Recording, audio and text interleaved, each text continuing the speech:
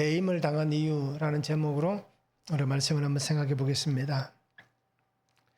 오늘 말씀을 보면 기도를 계속하고 기도의 감사함으로 깨어 있으라 라고 말씀합니다.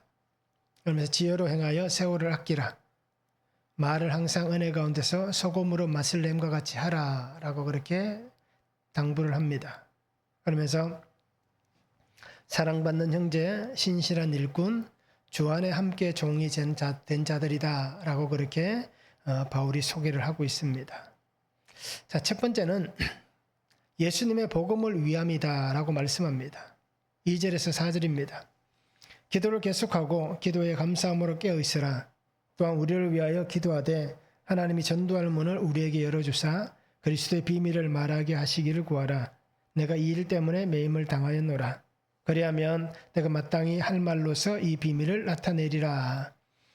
자, 매임을 당한 이유에 대해서 바울은 분명하게 얘기합니다. 예수님의 복음을 위한 것이다 라고 그렇게 말씀을 전합니다. 왜 매임을 당했느냐? 내가 왜 지금 이렇게 감옥에 있느냐? 라는 그 이유가 분명합니다. 그러면서 내가 예수님의 비밀 때문에, 그죠? 예수님을 전하는 이 비밀, 예수 그리스도 이 복음, 이것 때문이다 라고 얘기를 하면서 나는 하나님의 사명을 맡은 사람이다. 그래서 나는 이렇게 옥에 갇히는 것까지도 두려워하지 않고 평생을 내가 이 복음을 위해서 살아왔다. 그리고 남아있는 나의 시간도 나는 이 복음을 위해서 살아갈 것이다 라는 것을 분명히 얘기합니다. 그래서 바울은 예수님의 십자가, 이 복음, 십자가의 죽음과 십자가의 부활, 이 복음에 대해서 분명히 얘기를 합니다. 그래서 바울은 지금 내가 이렇게 옥중에 있지만 성도들에게 부탁을 하는 겁니다. 내가 이 복음을 전하기 위해서 여러분들이 나에게 도와줘야 될 것이다 하는 겁니다. 그것이 뭐겠습니까? 2절부터 얘기하는 것들입니다. 기도입니다. 기도를 계속하라. 무엇 때문에? 하나님이 전도할 문을 우리에게 열어주시도록. 그래서 바울은 성도들에게 특별히 골로새 교회 성도들에게 편지를 하기 때문에 골로새 교회 성도들에게 내가 이 복음을 전하기 위해서 하나님께서 비록 내가 지금 이렇게 감옥에 갇혀 있지만 하나님께서 내가 전도할 문을 여시도록 복음을 위해서 내가 끝까지 나의 사명을 붙잡고 갈 수 있도록 여러분들이 나를 위해서 기도해달라라고 얘기합니다. 그래서 바울은 분명한 목적을 가지고 있습니다. 내가 매임을 당한 것도 내가 분명히 이 목적 때문에 매임을 당했다는 것입니다. 그러기에 나의 현실은 감옥이지만 그러나 나의 본 모습은 어떻다는 겁니까? 그냥 보여지는 것은 감옥에 갇혀 있지만 나는 하나님 안에서 이 복음 안에 자유함을 누리고 있다라고 말하는 것입니다. 그래서 기도를 계속함으로 도와달라. 기도를 계속하고 감사함으로 깨어 있으면 좋겠다. 그래서 나와 같이 예수님이 하신 말씀이잖아요. 겟세마네 동산에서 제자들에게 말씀하신 거잖아요. 나와 함께 깨어 있어 잠시도 기도할 수 없더냐라고 말씀하잖아요. 나와 함께 깨어 있어서 기도하라 라고 부탁하셨잖아요. 자, 그와 같이 바울도 그 상황은 모르잖아요. 예수님과 그 겟세마네에 있었던 제자들과의 나누었던 대화를 바울은 모릅니다. 그런데 왜 같은 의미를 얘기합니까? 성령께서 그것을 알게 하시기 때문입니다. 그래서 바울은 얘기하는 겁니다. 이 복음을 위해서 여러분들이 나를 위해서 깨어서 기도해 줬으면 좋겠습니다. 나를 위해서 깨어 있으면 좋겠습니다. 라고 얘기를 하는 것입니다. 요한일서 5장 14절과 15절에 보면 이런 말씀이 있습니다. 그를 향하여 우리가 가진 바 담대함이 이것이니 그의 뜻대로 무엇을 구하면 들으심이라. 우리가 무엇이든지 구하는 바를 들으시는 줄을 안즉 우리가 그에게 구한 그것을 얻은 줄을 또한 아느니라. 사도 요한도 분명히 얘기합니다. 그를 향하여 담대히 우리가 구하는 것은 무엇이다? 즉 하나님 뜻을 구하는 겁니다. 그러면 우리는 하나님께서 우리가 구하는 것을 들으시는 줄 안다는 겁니다. 그리고 우리도 그것을 받은 줄로 알겠다라고 얘기하는 겁니다. 자, 그와 같이 바울도 얘기하는 거예요. 나와 함께 이 복음, 전도할 문을 열어달라고 함께 하나님 앞에 이것을 구하자라고 얘기하는 겁니다. 그러기 위해서 여러분들이 깨어 있으면 좋겠다. 깨어서 나와 함께 있으면 좋겠다라고 얘기를 하는 겁니다. 하나님의 뜻을 구하는 것, 하나님께서 이루어 가실 것을 믿는다는 것, 이것은 믿음입니다. 믿음이 있어야 하나님의 뜻을 구할 수 있고, 믿음이 있어야 하나님께서 이루신다는 그 확신이 있는 겁니다. 이것을 우리는 믿음이라고 얘기하는 것입니다. 그래서 오늘 성도님들도 주님 앞에서 내가 믿음이 있는가, 나 자신을 한번 볼 수 있기를 원합니다. 내가 믿음이 있으면 하나님의 뜻을 구할 것이고, 내가 믿음이 있으면 하나님께서 이루신다는 그 확신이 있는 것입니다. 내가 믿음이 없다면 하나님께 구할 수 없는 겁니다. 그리고 그것에 대한 확신도 없는 겁니다. 그리고 우리는 하나님 뜻을 구하고 하나님께서 이루어 가실 것을 믿음으로 구하는 그러한 믿음의 삶을 사는 성도들 되면 좋겠습니다. 자, 복음을 전하기 위해서 왜 기도해야 합니까? 바울은 골로새 교회 성도들에게 부탁하잖아요. 기도를 계속하고 기도의 감사함으로 깨어있으라. 그렇죠? 전도할 문을 열어주도록 그리스도의 비밀을 알릴 수 있도록 기도해달라고 얘기합니다. 그럼 오늘 우리는 복음을 전하기 위해서 왜 기도해야 됩니까? 기도하지 않으면서 우리가 복음을 전할 수는 없는 겁니다. 복음을 전하면서 우리는 기도하는 이유가 분명히 있습니다. 가장 중요한 이유는 뭐겠습니까? 하나님의 시간을 구하는 겁니다. 하나님의 때를 구하는 것입니다. 이것을 우리는 그렇게 표현합니다. 하나님의 타이밍이라는 표현을 많이 씁니다. 하나님의 시간에, 하나님의 때에, 정확한 하나님의 타이밍에 일어날 수 있게 해달라고 우리는 그렇게 기도하는 겁니다. 그래서 내가 복음을 전하면서 기도하지 않으면 하나님의 시간, 하나님의 때를 알지 못하니까 지치고 떨어져 나갈 수밖에 없다는 겁니다. 내가 원하는 시간이 아닌 겁니다. 하나님께서 원하시는 시간, 하나님의 때에 이루어져 가는 것입니다. 그래야 그것이 하나님의 은혜 안에 이루어지는 사건들이 되는 것이지, 내가 원하는 시간에 내가 원하는 방법대로 이루어진다면 그것은 하나님의 시간, 하나님의 때가 아니라 그 사람의 것이 되는 겁니다. 그러니 사람들은 어떻습니까? 전도하고 나면 그 전도받은 대상자들이 다 자기 소유같이 여기잖아요. 내가 전도해서 데려온 사람이다. 그러니까 자기 어떤 부하같이 그렇게 여기는 사람들도 있는 겁니다. 왜요? 하나님의 시간, 하나님의 때가 아닌 자기가 원하는 때에 자기 방법대로 이루었기 때문입니다. 그래서 복음을 전하기 위해서 왜 기도해야 되느냐? 하나님의 시간을 구하는 겁니다. 하나님의 때를 구하는 것입니다. 그래서 이 복음이, 이 하나님의 생명이, 나는 연약하고 나는 부족하고 그 사람이 완강하다 할지라도 하나님께서 주시는 담담을 통해서 이 생명의 복음이 그 사람이 받을 수 있도록, 그 사람의 완강함이 무너지고 그 사람 속에 하나님의 생명의 복음의 역사가 일어날 수 있도록 우리가 기도하는 것입니다. 그래서 그 사람이 하나님의 삶이 되도록 우리가 구하는 것입니다. 이것을 바울은 얘기하는 겁니다. 복음을 전하지만 바로 그런 은혜의 역사가 일어날 수 있도록 여러분들이 함께 기도해 줬으면 좋겠다. 함께 깨어 있으면 좋겠다라고 얘기하는 겁니다. 그래서 오늘 우리도 바울과 같이 매임을 당한 삶이 되기를 원합니다. 무엇으로요? 복음을 위해서. 하나님이 내게 맡겨주신 귀한 사명을 위해서. 우리의 환경이 어떠하든지 상관은 없습니다. 우리의 환경이 어떠하든지 상관은 없습니다. 그 속에서 하나님이 내게 원하시는 것은 복음을 전하기를 원하시는 겁니다. 좋을 때는 전하고 힘들고 어려울 때는 안 전하는 것 아닙니다. 오히려 힘들고 어려울 때일수록 우리가 더 복음을 전하는 그러한 삶을 살아가야 하는 것입니다. 나의 환경에 맞추는 게 아닙니다. 하나님의 시간에 맞추는 것이고 하나님의 환경에 맞추는 것입니다. 그래서 하나님의 생명의 이 은혜가 생수의 강이 끝없이 흘러나오는 그 은혜 안에 우리가 한 영혼을 세워갈 수 있도록 이 복음을 위함이다라는 것을 바울은 얘기하고 있습니다. 그리고 오늘 우리도 이 은혜를 붙잡고 그렇게 살아갈 수 있으면 좋겠습니다. 한번 적용해 보시기 바랍니다. 나에게 맡기신 하나님의 사명, 복음을 전하고 있습니까? 어떻습니까? 하나님께서 나에게 맡기신 사명이 있고 복음을 전하는 일들이 있습니다. 내가 이 사명과 이 일들을 잘 하고 있는지 우리가 한번 적용해 보기를 원하고요. 기도에 항상 힘쓰고 있습니까? 기도에 항상 힘을 쓰고 있다면 무엇을 위해서 기도합니까? 나는 무엇을 위해서 기도하고 있습니까? 한번 적용해 보시면 좋겠습니다.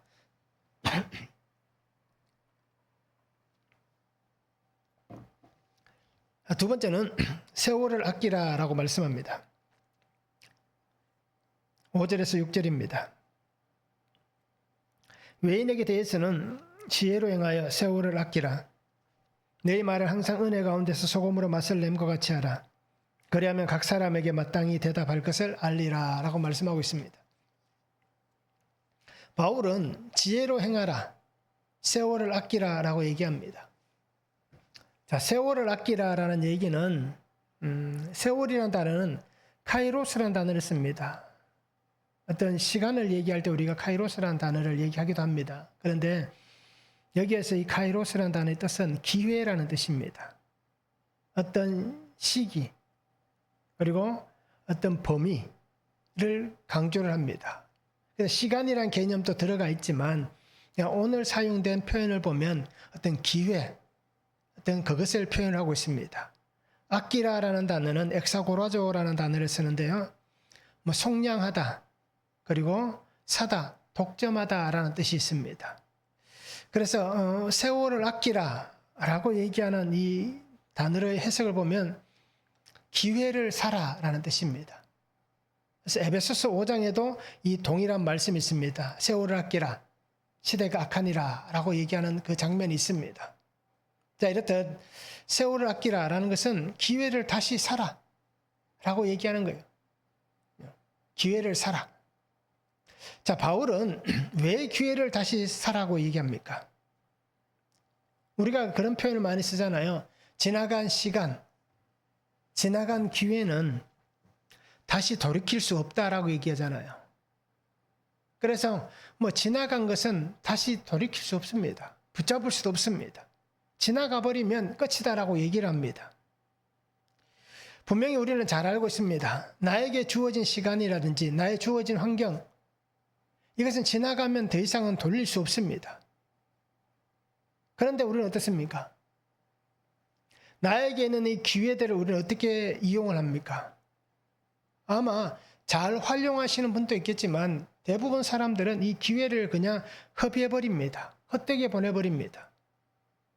그래서 복음을 위해서 우리가 살아야 됨에도 불구하고 우리의 시간은 어떻습니까? 많은 시간들을 그냥 허비하는 그러한 삶을 살아갑니다. 저도 마찬가지고요. 굉장히 많은 시간들을 어떻게 보면 아무 쓸데없는 것들, 그죠? 사사로운 것들, 무의미하게 그냥 그렇게 허비하면서 지나가는 시간들이 참 많습니다. 최선을 다해서 나에게 맡겨진 이 삶의 어떤 한계, 제한된 이 시간, 정해진 분량, 카이로스라는 단어가 바로 그런 뜻도 있다는 겁니다. 정해졌다라는 뜻도 있는 겁니다. 그러니 나에게 정해져 있는 이 시간 한계 범위, 기회들, 이것들을 우리는 살아가면서 정말 최선을 다해서 일을 해야 됨에도 불구하고 그런데 어떻습니까? 최선을 다하는 시간보다는 아마 게으르다는 표현을 쓰기도 좀 그렇지만 그냥 나태하거나 아니면 소홀하게 그렇게 보내버릴 때가 참 많이 있다라는 것입니다. 왜 그렇습니까? 왜 그렇게 소홀하고 나태하고 그럴까요? 아마 저도 같은 생각이고 우리 성도님들도 아마 그렇게 생각할 거예요. 아직 나에게는 시간이 남아있다. 아직 나에게는 기회가 많이 있다라고 생각을 합니다. 지금 아니면 이번이 아니면 다음에 하면 되지. 이번 아니면 다음에 또 기회가 있겠지. 다음이라는 이 마음이 우리 안에 늘 자리를 잡고 있는 겁니다. 그러니 긴박하게 지금 해야 될 일들도 다음에 해도 되겠지. 그래서 자꾸 미루는 겁니다. 결국 그러다 보니까 우리의 삶의 시간은 어떻습니까? 허비해버리고 그냥 소홀하게 보내버리는 겁니다. 오늘 우리의 삶에 어떻습니까? 다음이라는 기회가 있을까요? 나중에라는 것이 있을까요? 아마 다음에는 없을 수도 있는 겁니다. 쇼펜하우어가 그런 얘기를 했잖아요. 오늘 내가 그냥 무의미하게 보내버린 이 하루의 시간이, 그죠? 어제 죽어간 친구가 그렇게 간절하게 살기를 원했던 내일, 그죠? 소망이었다고. 어제 죽은 친구가 그렇게 오늘 살고 싶어 했던 시간을 우리는 어떻게 합니까? 그냥 무의미하게 보내버린다는 겁니다. 왜요? 내일이 또 오겠지. 다음이 또 있겠지라는 것입니다. 그러나 우리에게는 다음은 없을 수도 있습니다. 누가복음 12장이 말씀하잖아요.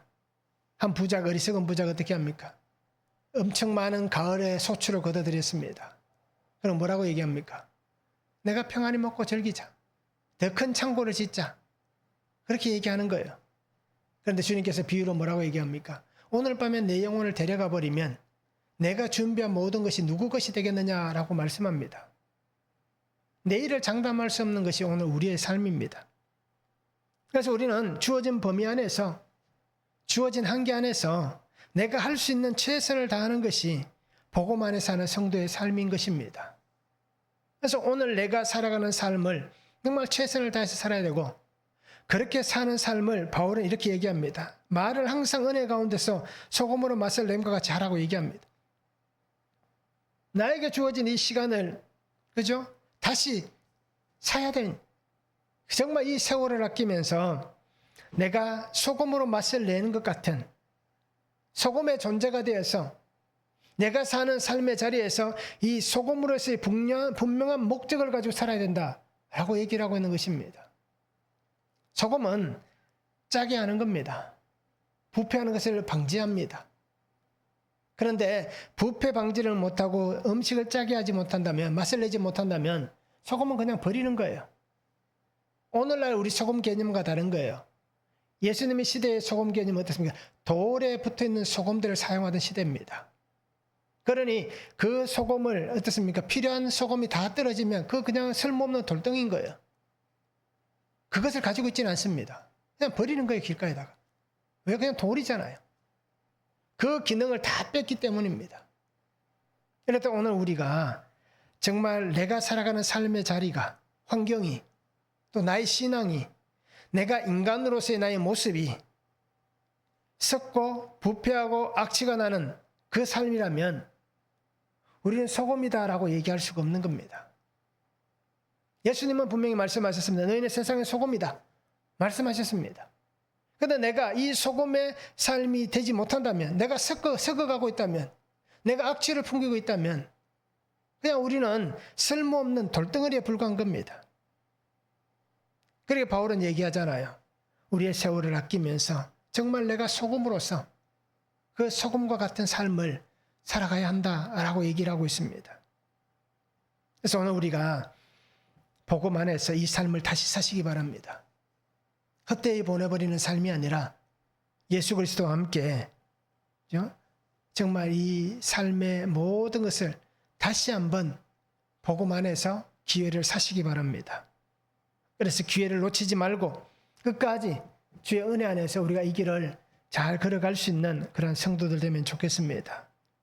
그래서 우리 안에 말씀의 역사심이 있는, 그래서 말씀이 나의 속에서 역사심을 통하여서 내가 새롭게 주의 은혜 가운데 거하고 정말 내가 최선을 다해서 내게 주어진 이 분량만큼 최선을 다해서 우리가 이 일들을 아름답게 이루어갈 수 있는 성도들 되면 좋겠습니다.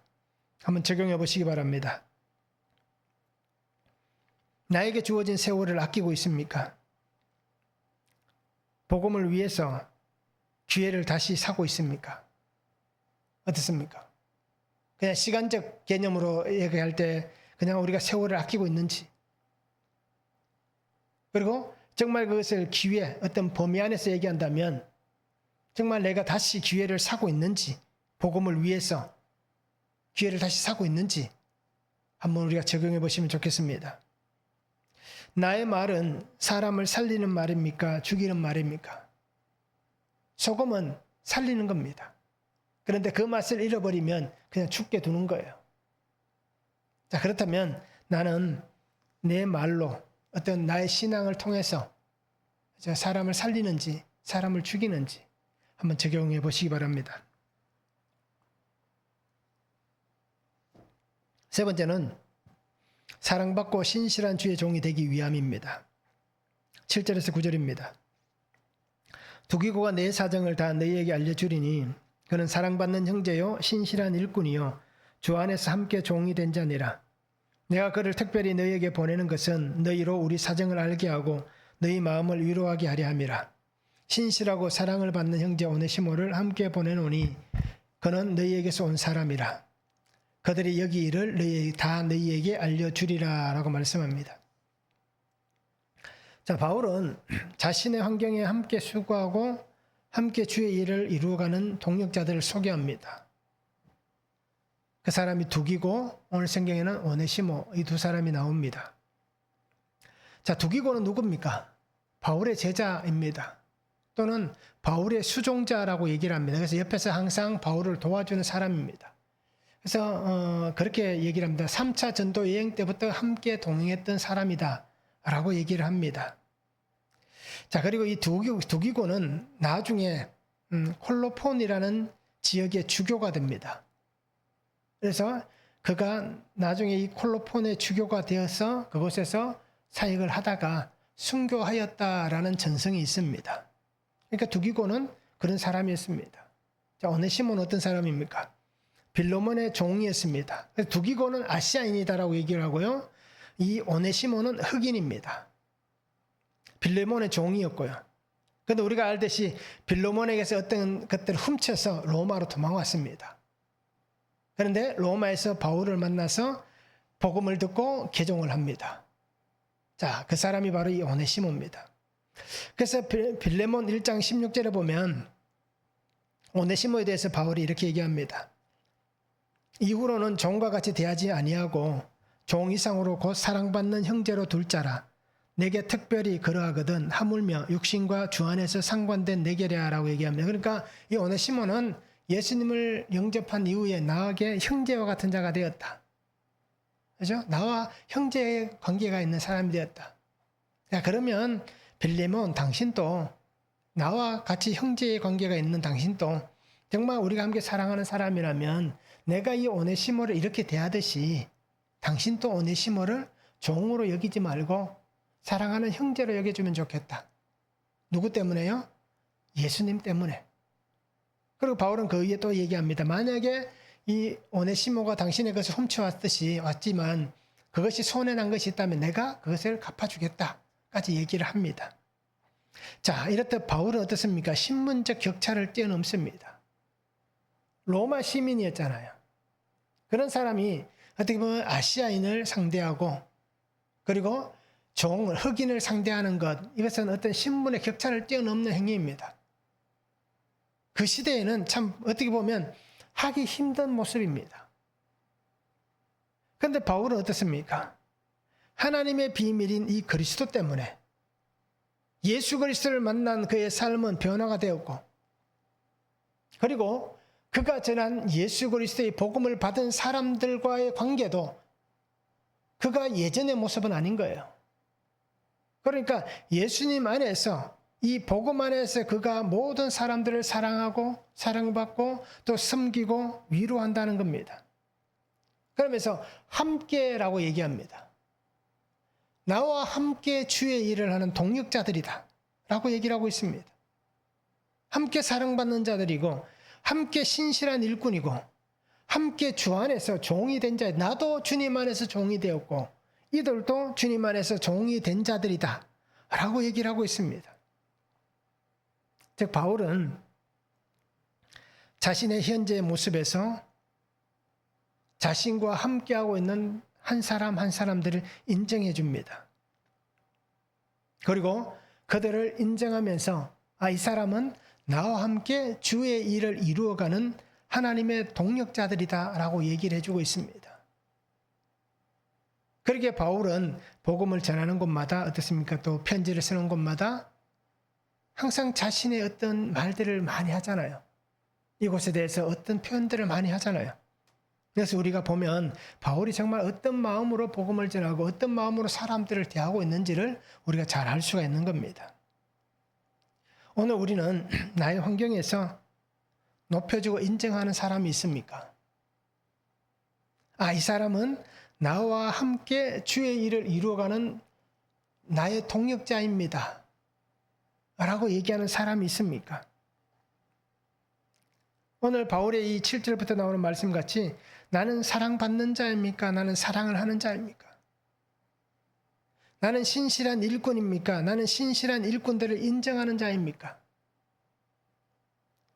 나는 주 안에서 함께 종된 삶을 살아가고 있다라고 얘기하는 저 사람은 나와 함께 주님 안에서 함께 종된 삶을 살아가는 나의 동역자입니다. 라고 얘기하는 그 사람들이 있는가라는 것입니다. 혼자서는 안 됩니다. 그죠? 삼겹줄은 어떻습니까? 쉽게 끊어지지 않는다고 얘기하잖아요. 혼자는 쉽게 부러지고 꺾입니다. 그런데 삼겹줄은 쉽게 끊어지지 않는다라고 얘기를 합니다. 이렇듯 바울이 만약에 복음을 전하면서 혼자 다니면서 혼자만 복음을 전했다면 이 사람이 정말 우리가 얘기할 만한 이 바울의 모습을 유지할 수 있었겠는가라는 겁니다. 아마 굉장히 힘들고 어려웠을 겁니다. 동역자들이 함께 있음에도 힘들고 어려운데 혼자서 그 일들을 감당한다는 것은 정말 어떻게 보면 불가능한 일입니다. 우리의 신앙도 마찬가지고 우리의 삶도 마찬가지입니다. 우리가 복음을 위해서 살아가는 우리의 삶도 마찬가지고 우리가 기도하는 그 기도의 삶도 마찬가지입니다. 함께 기도하고 함께 할 수 있는 동역자들이 있으면 혼자서 기도할 수 없는 그 시간을 함께 우리는 기도하며 나아갈 수 있는 거예요. 함께 복음을 전하며 나아갈 수 있는 것입니다. 함께 주님 안에서 종된 동역자들이 있을 수 있는 것입니다. 그래서 우리는 복음의 아름다운 소식을 전할 수 있는 겁니다. 혼자서는 힘들지만 함께하는 여럿으로 인해서 이 일들은 가능한 것입니다. 그래서 오늘 우리가 금정중앙교회라는 이 공동체 안에 모였잖아요. 그러면 우리가 이 공동체를 통하여서 주의 복음을 전하며 이루어가는 성도들 되면 좋겠습니다. 그래서 이분은 교회 안에 있는 한 사람 한 사람이 나와 함께하는 복음 안에 나와 함께하고 있는 소중한 형제입니다. 소중한 자매입니다. 나의 사랑의 동반자입니다. 믿음의 동반자입니다. 라고 우리가 함께 세워갈 수 있는, 그죠? 무시하고 깔보고 업신여기는 게 아니라, 겉으로는 안 그럴 수 있지만 속으로는 그러잖아요. 가끔씩. 그러지 말고 정말 나보다 더 이 사람이 하나님의 더 은혜를 받는 사람이다. 나보다 더 이 사람을 하나님이 높이실 분이다. 그렇게 인정하셔야 되는 겁니다. 그래서 함께 우리가 사랑받는 자로서, 함께 동역하는 자로서 그렇게 소중한 우리 함께 가는 성도들 되면 참 좋겠습니다. 한번 적용해 보시기 바랍니다. 나는 믿음의 지체들에게 어떤 사람으로 소개되고 있습니까? 사람들은, 우리 교회 성도님들은 나를 어떻게 얘기합니까? 이분은 이런 분입니다. 라고 소개하잖아요. 나는 어떻게 소개되고 있을까요? 한번 적용해 보시면 좋겠습니다. 내 옆에 내 사정을 들어주고 위로해주는 두기고 오네시모와 같은 형제가 있습니까? 바울에게는 이 두 사람이 있었죠. 다른 사람들도 많습니다. 로마서에 보면 엄청나게 많은 사람들이 나오잖아요.